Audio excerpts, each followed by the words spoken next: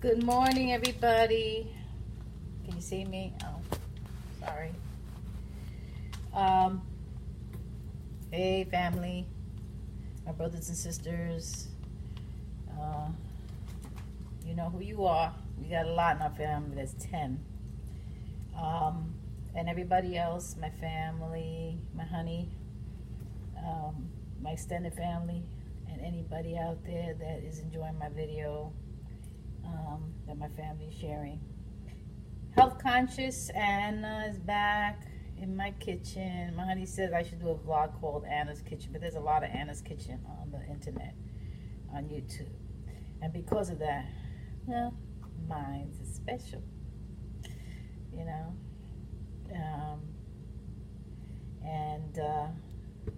You know, thinking of my mom right now at this moment when I said that. Anna's rule.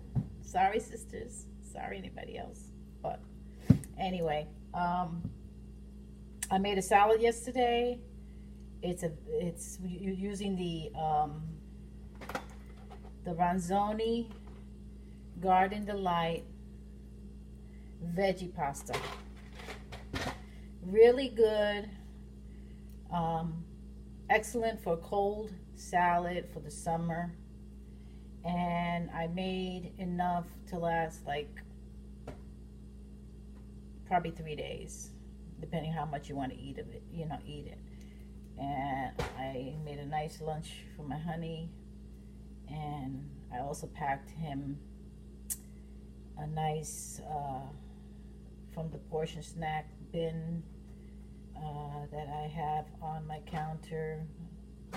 23 almonds is a portion according to Weight Watchers, and a few butter Snyder's butter pretzels, just very few, like a quarter in the bag. It has measurements, quarter or whatever.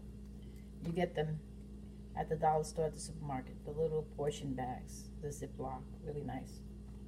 Anyway, the ingredients, and I took pictures, so I'll post those up too.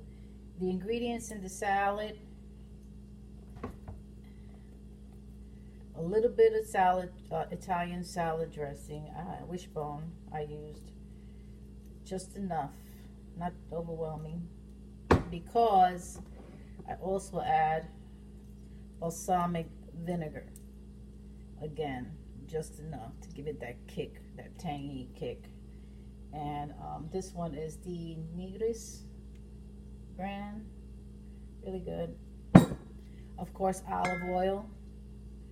I would use, like, I don't know, 2 tablespoons, maybe 3, depending on how much salad pasta you have in there.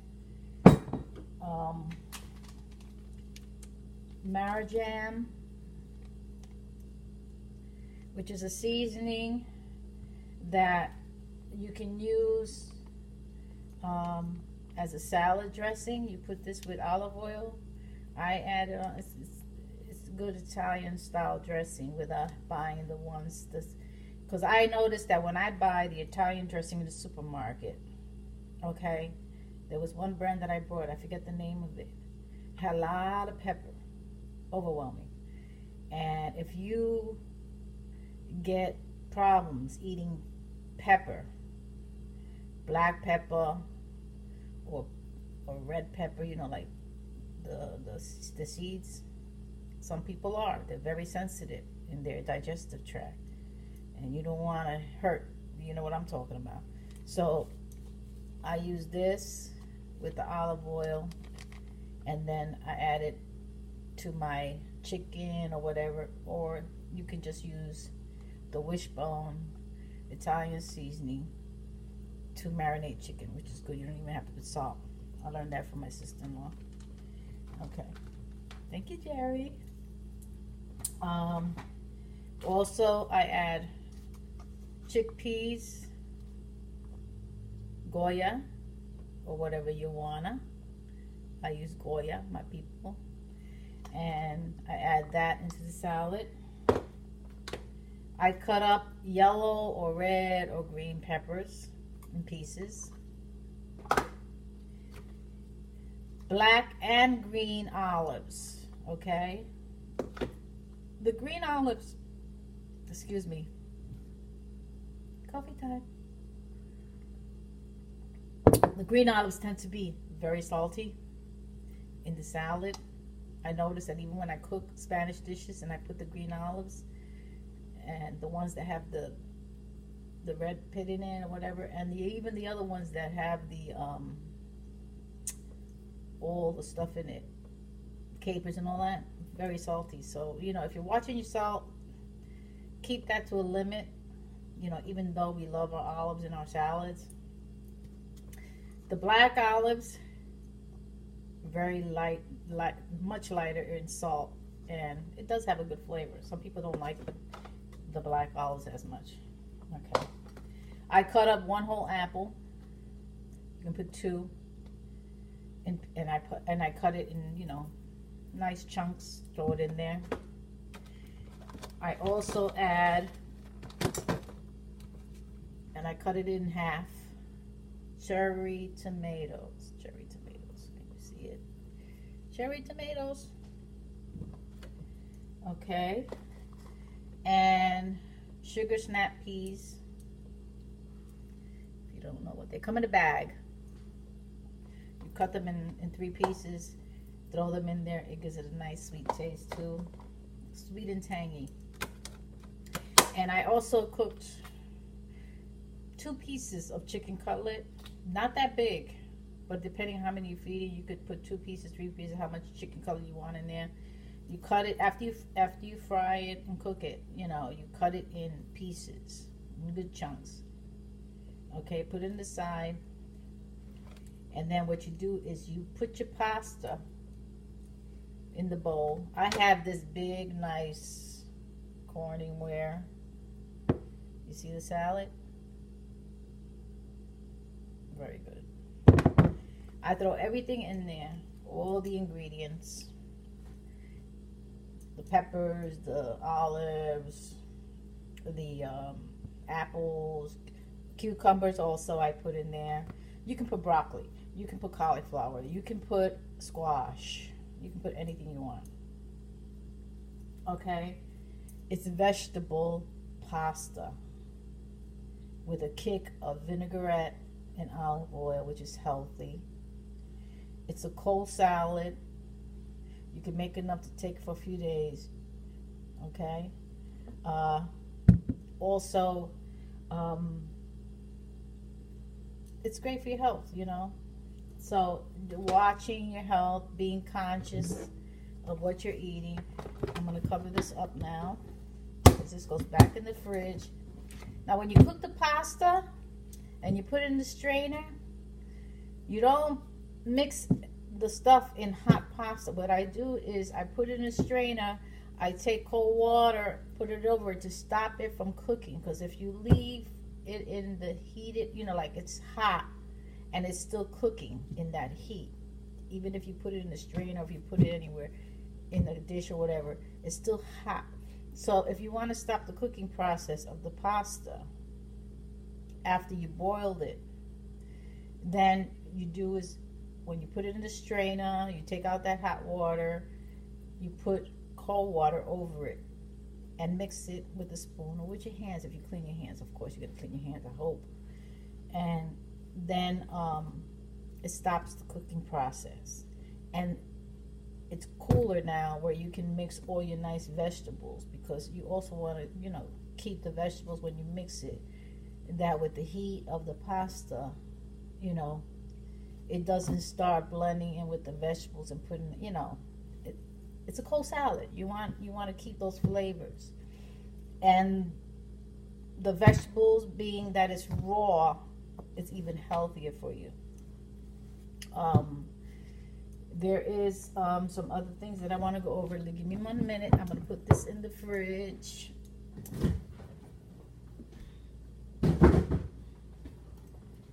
Okay, you saw the vegetables that I had, and I keep them in little snap containers. See? Like I said, it's easy to grab and mix. make your life easier, especially if you're working and you're a busy mom or a dad or a single young adult man or woman. You want to make it easier for yourself. Excuse the lighting in this video, but I'm like, my light above me in the kitchen, I don't know what's up with that. I guess because of the change in the weather, it's like crazy. Olive oil is very good, not only for cooking, it's good for your body. You know that olive oil has many properties. Look it up, but it's also good to put over your skin. It's used for, to infuse oil, to mix it with other plants. People use it on their hair. Yes, on your hair. Don't forget, it has a lot of protein in it. I'm going to talk about also the properties of some of the plants.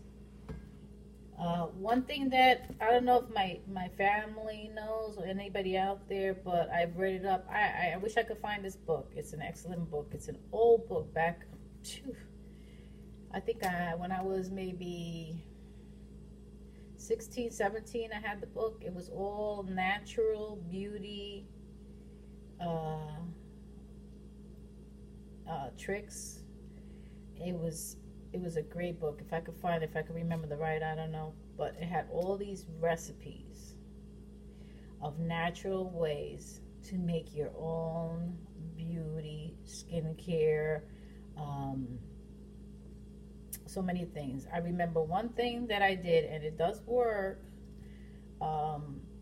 It makes your hair stronger. It's very high in protein and the B vitamins. Blackstrap molasses. Blackstrap molasses you can buy in the store, in the natural health store too. You take that when you're in the shower, because you got to do this in the shower or because it's messy. After you wash your hair, you take a handful of that and rub it in your head. Yes, it's black. It's like from the sap of sugarcane. I think it is. I'm almost positive.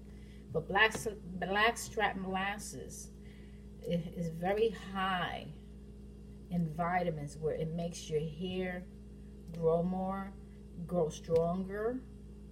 And it's supposedly, this is what I'm getting from that book, supposedly a natural hair dye for dark hair.